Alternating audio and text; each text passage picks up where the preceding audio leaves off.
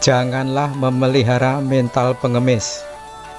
Video ini akan membahas tentang bagaimana sebaiknya orang itu memperlakukan atau tepatnya memberdayakan hartanya dengan baik agar berkah bagi diri sendiri dan bagi orang lain.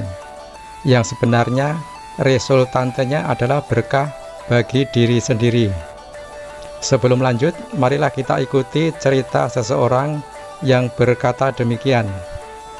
Suatu sore, sesudah menikmati secangkir cappuccino di Gloria Jeans Cafe, yang cappuccinonya paling enak menurut saya, kami mampir ke toko roti yang sudah hampir tutup, membeli sebatang roti kismis dan minta kepada si mbak penjaga toko roti untuk dipotongkan sehingga nanti di rumah gampang, tinggal comot dan makan.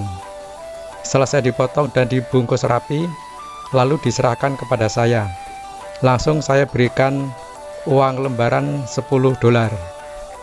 Tapi ditolak dengan senyum manis sambil berucap, "It's free, nothing to pay." Ini gratis, Anda tidak perlu bayar. "Are you sure?"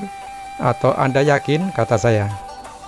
Gadis remaja yang tugas jualan di sana menjelaskan bahwa kalau toko sudah hampir ditutup, roti tidak boleh lagi dijual, boleh diberikan kepada siapa yang mau atau diantarkan ke second hand shop untuk orang yang membutuhkan.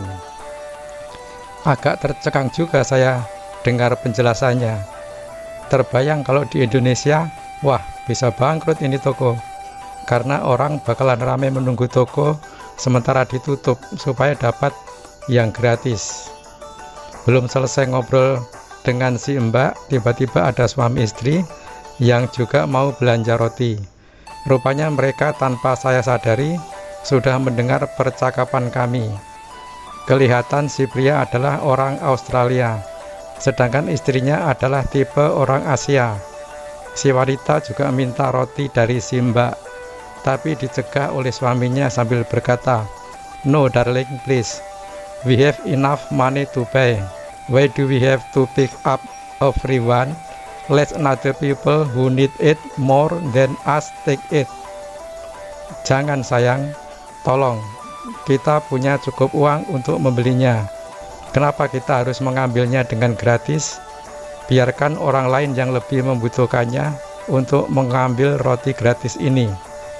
Wah, merasa tersindir, wajah saya panas. Egoisme saya melonjak ke permukaan, merasa tersindir dengan perkataannya. Dalam hati saya bergumam, saya ini dulu pengusaha tahu.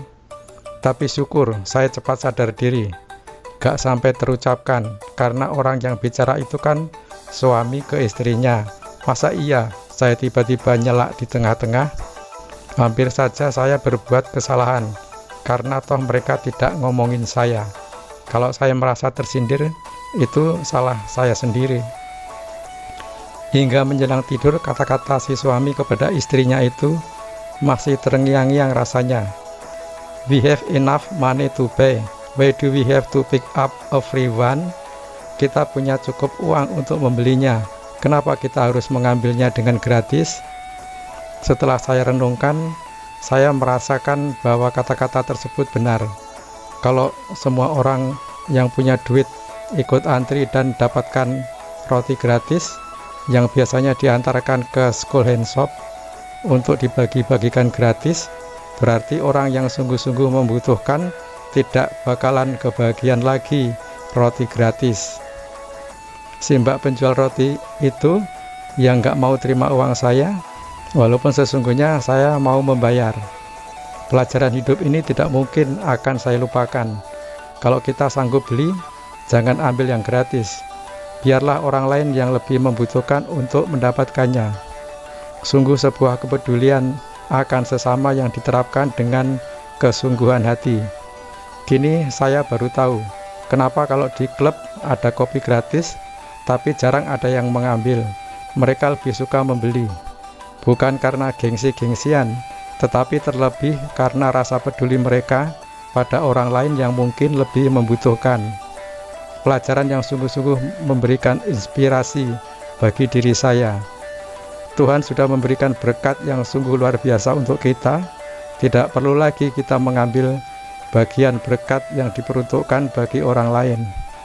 Kemiskinan khususnya di Indonesia janganlah dipolitisir dan dieksploitasi, karena sebenarnya mental miskin adalah mental yang harus dirubah dan diberantas. Mental minta-minta, maunya gratisan, ingin ditraktir, pemalas, potong kompas, tidak mau antri, termasuk mental jualan produk bohong-bohongan, semua itu adalah mental pengemis. Yang membuat bangsa ini rendah dan terhina adalah kemiskinan kultural, kemiskinan yang membudaya. Berpikirlah dengan benar.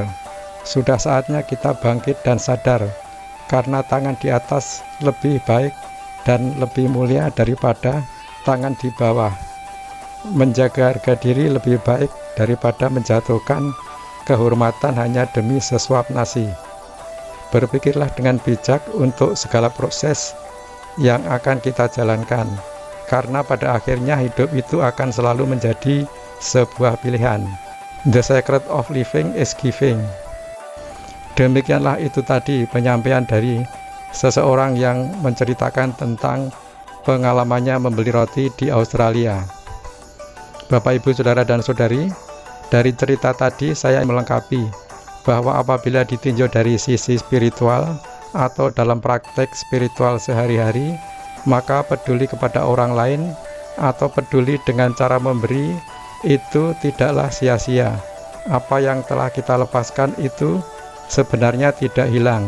Suatu ketika jika sikon atau situasi dan kondisinya telah mendukung, maka apa yang kita lepaskan tersebut akan kembali ke diri kita sendiri, dan kita tidak bisa menolaknya bahkan. Karena hal tersebut merupakan peristiwa pemenuhan hukum alam. Peristiwa tersebut adalah ketentuan dari hukum alam yang berlaku, yaitu hukum tabur tuai, hukum sebab akibat, atau hukum karma yang bekerja setiap saat secara otomatis sesuai dengan kaidah-kaidah alam. Buah kebajikan atau buah keburukan yang disebut buah karma itu akan terpetik oleh diri kita sendiri, bisa di hidup kita ini juga atau di alam berikutnya setelah kita mati. Jika semua orang mampu menyadari akan hal ini, maka niscaya dunia ini akan damai, tentram, dan sejahtera. Pengetahuan dan pemahaman ini sebenarnya masuk ke dalam ajaran tertinggi semua agama. Akan tetapi mengapa justru dunia ini kacau di mana-mana, termasuk di negara kita sendiri? Banyak demo dan lain sebagainya, ya karena masyarakat beragama kita belum mampu memahami ajaran agama masing-masing secara mendalam sedalam-dalamnya.